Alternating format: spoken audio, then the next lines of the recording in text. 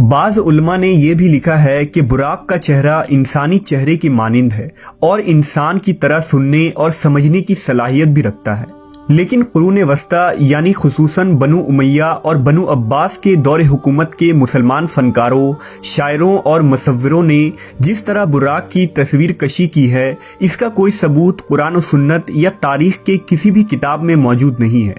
ان paintings میں عام طور پر براق کو ایک ایسے مافوق الفطری گھوڑے جیسا بنایا گیا ہے جس کے سر کی جگہ ایک عورت کا چہرہ دکھایا جاتا ہے۔ ایسی کوئی دلیل اسلامی روایات سے تو نہیں ملتی، البتہ دوسرے مذاہب اور قوموں میں اس طرح کی دیویوں کی خیالی تصویر ملتی ہے، اور ممکن ہو کہ اجمی مسلمانوں نے انہی تصویروں سے متاثر ہو کر انہیں براق پر چسپاں کر دیا ہو، جبکہ براق نر تھا یا مادہ اس کے متعلق بھی کوئی مستند شواہد موجود نہیں ہے۔ واقعہ معراج اللہ کا ایک معجزہ تھا۔ جس طرح سے ہر معجزے کو سمجھنا اور ثابت کرنا انسانی عقل کے لیے ممکن نہیں، اسی طرح سے معراج کے اس سفر کو سمجھنا انسانی ذہن کے لیے ناممکن ہے۔ لیکن جدید فزکس نے گزشتہ صدیوں میں ایسا نظریہ پیش کیا ہے جو قابل غور ہے۔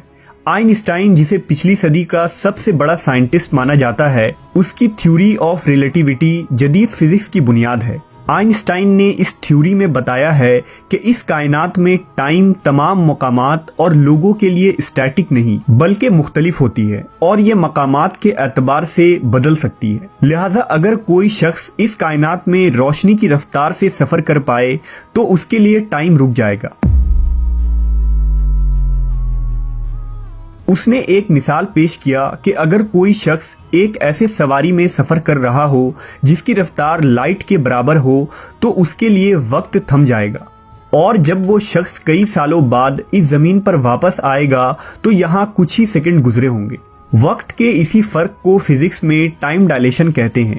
اس سائنسی ٹرم کو سمجھنا سفر معراج اور براق کو سمجھنے کے لیے بہت ضروری ہے، کیونکہ براق کی رفتار بھی روشنی یعنی برق کے رفتار کے برابر تھی، اسی وجہ سے اس سواری کا نام براق تھا۔ لہٰذا آپ صلی اللہ علیہ وسلم جب اس رفتار سے سفر معراج کرنے کے بعد واپس تشریف لائے تو وقت بالکل نہیں گزرا تھا، اور آپ نے کئی سالوں کا سفر چند لمحوں میں ہی طے کر لیا تھا، جسے آج 21ویں صدی کی سائنس ٹائم ڈائلیشن کی شکل میں تسلیم کرتی ہے۔